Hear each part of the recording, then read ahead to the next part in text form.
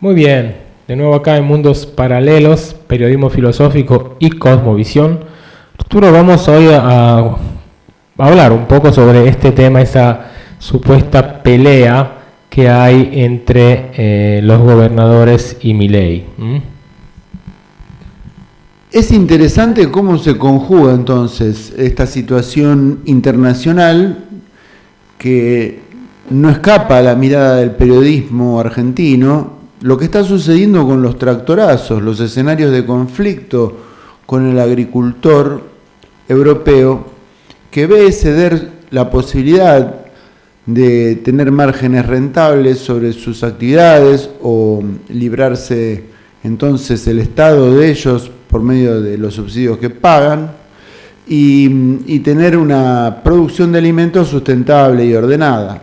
Esto se ha empeligrado principalmente por la escasez a futuro de gasoil con el que se comprometieron con la guerra de Ucrania, por ejemplo, la pérdida de esa gran pradera y su producción granal y cárnea, y entonces la búsqueda desesperada de fuentes más baratas de alimentos.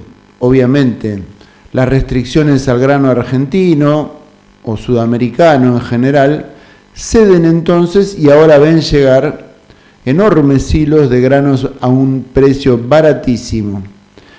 En este contexto es que la condición de provisión de los combustibles en Argentina también entra en crisis, un fenómeno espejo raro, para mí no es casual, que tiene por objetivo debatir nada menos que el reparto de la renta extractivista en nuestro medio. Por un lado puja la ciudad de Buenos Aires como a nombre del Estado-Nación y de un presupuesto solo equilibrable en dólares en la mente de Javier Milei, que no encuentra equilibrio en la satisfacción de las necesidades ni en la inversión de recursos o de trabajo de nuestro pueblo, sino que cotiza en valores totalmente exóticos depositados, vaya a saber de qué manera, en dónde. Y por otro lado, los gobernadores que tienen sí el subsuelo, el petróleo, son, según la nueva Constitución del 94, derechohabientes a ello, y podrían llegar a decir que si sufren un retraso en los subsidios pactados con la Nación o en la coparticipación u otros fideicomisos, para decirlo con un término internacional, que hacen a los intereses financieros de nuestros territorios del interior, podrían llegar a ser un lockout provincial, algo que no ha ocurrido nunca, que las provincias se nieguen a proveer gas, petróleo y energía a la nación. Un estado de situación inédito, Julio. Mira, acá ámbito financiero nos dice que van a querer hacer una empresa. Una empresa que se llame Patagonia S.A., Sociedad Anónima, es que en realidad es un poco todo, digamos, el objetivo de esta cuestión, de esa pelea, ¿sí? De pantalla. Vamos a ver si realmente es así. En todo esto, Agustín, nuestro compañero Agustín Sáez, le mandamos un saludo también, nos manda esa noticia. Dice, comenta así: detrás del choque versus Milei está Macri. De Chubut versus Milei. La verdadera razón parece ser el armado de esta empresa energética regional financiada con fondos cataríes que hablan de 30.000 millones de dólares.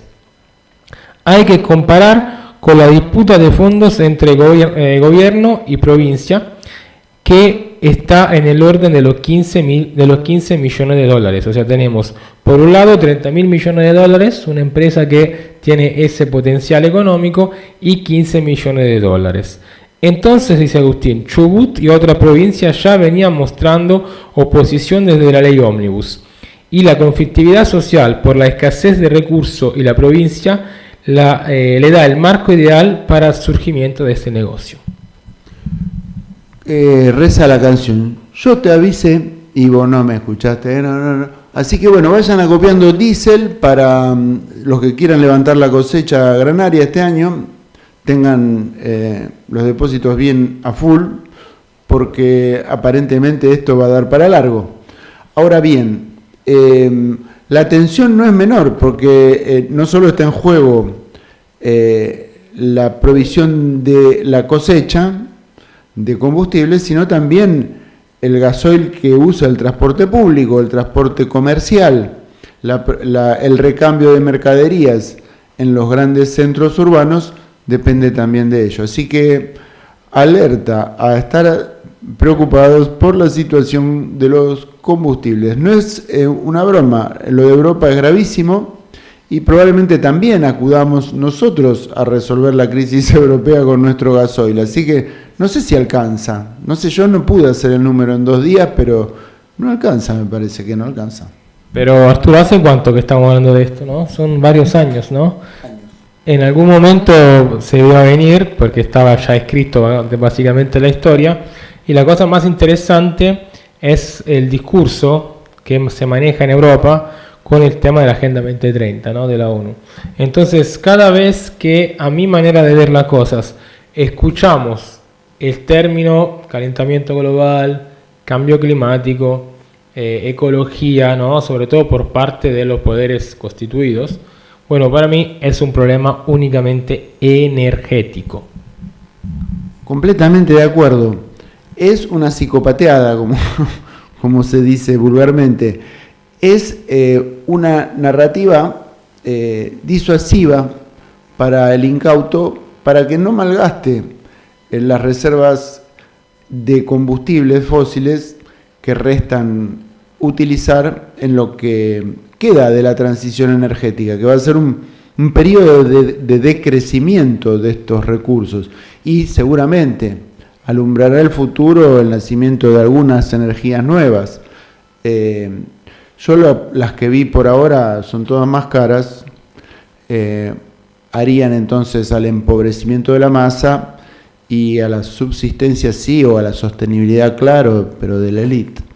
Así que por ahora no se ve emerger una fuente energética más barata que aquella que alguna vez nos proveyeran los yacimientos de energías fósiles, hidrocarburíferas, para decirlo de una manera clara, la nafta.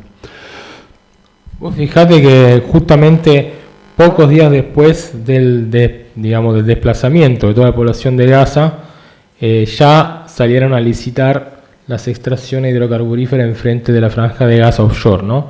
Y entre ellas Eni, de Italia, salió ya con una licitación en la mano. Así que ahí tenés un poco todo el revuelo que se armó en ese lado, ¿no? Y no es la primera vez que pasa. Si yo no me olvido que Agip, de Italia, fue beneficiaria de la catástrofe de la vida de los Gaddafi, que además no supimos cuál fue la contabilidad que pudo resolver la sucesión de aquellas familias al día de hoy. Pero bueno, son conjuntamente accionistas de unos cuantos bancos suizos, incluso del Vaticano. Mirá, de Fiat también, de Fiat del Vaticano, buena gente. Bueno, este discurso que estamos tratando de encarar, esta pelea, ¿no?, entre los gobernadores de la provincia patagónica y el presidente, tiene, como vos bien decías, una eco importante en lo que son los tractorazos en Europa. Cada país europeo vio sus agricultores, a razón de lo que vos decías, del ingreso de la catarata de granos baratos que van a entrar de Latinoamérica, y también con otras pautas y otros criterios de cultivo, mucho más glifosato, mucho más venenos, que se está revelando, y también el tema de la falta de gasoil, ¿no? Efectivamente, todo este panorama es un panorama claro en el cual se apunta, por un lado, a, torcer un poco la mano a toda esta gente, diciéndole que hay que sí o sí ir a los motores eléctricos, por ejemplo, que es lo mismo que está pasando en Australia. En Australia están apuntando muchísimo al auto eléctrico, pero hay un pero, que por ejemplo Alemania puede decir, ok, vamos apuntando al auto eléctrico, pero China ya no ganó la mano. Pero los chinos ya tienen un avance muy grande sobre lo que es el mercado y la producción automotriz de Alemania sobre el tema eléctrico. Entonces la India también está avanzando, y realmente se va a generar, digamos, una especie de choque, ¿sí? En el cual Europa se va a quedar atrasada en este sentido y manejar discursos que no son verdaderos, como este, por ejemplo, ¿no? De la sustitución del auto a nafta con el auto eléctrico, ya como se va a hacer sentir, ¿no? Sí, hay varios aciertos y desaciertos. Es un perro que se corre la cola porque el final de la era de los combustibles baratos y abundantes ya está aquí. Y probablemente para algunas sociedades demasiado complejas y dependientes de la energía sofisticada va a ser un colapso. Sin embargo, China está apostando inteligentemente. Fíjate que abandonó la idea del litio y se comprometió mucho más con el sodio, mucho más barato y además más duradero como fuente de almacenamiento. Por otra parte, cuando desalinizás y te queda el sodio, lo depurás del potasio, que es un abono. Mirá qué inteligente que son los chinos.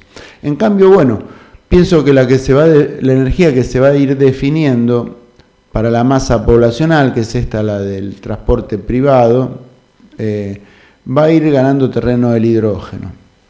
Por supuesto que el hidrógeno no es una fuente de energía, sino es una manera de cobrar autonomía de la red. Recargas un tanque de hidrógeno en tu casa, si querés, con una maquinita haciendo electrólisis. Dura un día porque el hidrógeno se escapa porque es una molécula muy chica, pero te alcanza para ir y volver a donde quieras en lancha o en automotor, porque es 4 veces más detonante que el butano de red. Para darte una idea, es una cosa que genera presión como para empujar un gran motor, pero bueno, falta todavía y no lo vamos a ver aparecer de una manera masiva y mucho menos barata en lo inmediato. Así que vamos a ver decrecer la actividad en las grandes metrópolis, como ya sospechamos que tuvo que ver con la pandemia, la inmovilización masiva, que no tenía nada que ver con nada, pero sí tiene que ver con la energía.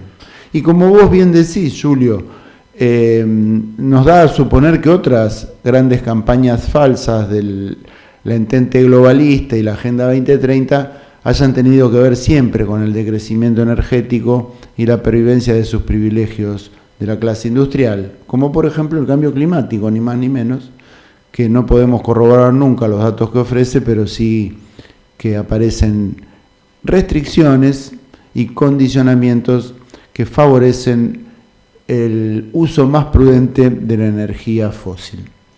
Bueno, Arturo, como le gusta decir a esta misma izquierda progresista que acuñó este término, estamos en el momento de la posverdad, ¿no? Parece que todo tiene que ver con todo, nada con nada, no se sabe qué es verdadero, qué no, pero sí tenemos que repetir el mantra de la vacunación, del cambio climático, del capital que tiene que siempre defenderse, pero ahora detrás de consignas que sean socialmente aceptables, ¿no? Entonces tenemos todo esto tipo de armado ideológico que en realidad esconde una acumulación cada vez más profunda. Nosotros sabemos, esto sí es un dato duro, en los últimos años hay cada vez más millonarios y cada vez más gente sin nada, ¿no? Entonces la brecha se está abriendo cada vez más y eso es el único dato que realmente podemos, digamos, tener con eficacia, y no es casualidad que este proceso se disfraza de una y otra cosa, ¿no? Y estamos frente a algunas trampitas, estos derechos de tercera generación, viste, los derechos de los animalitos a volar libremente y todo eso, frente a la vivienda digna, a la salud gratuita, a la educación pública, al salario familiar, que eran los derechos de primera generación por los que lucharon nuestros abuelos. Qué dignos, qué sociedad distinta. Bueno, vamos a ver cómo salimos de todo esto. Bueno, con esto vamos cerrando este bloque. Gracias por estar, Arturo. Gracias mil, Julio. Y bueno, y empezamos el año. Allá vamos. Acá estamos.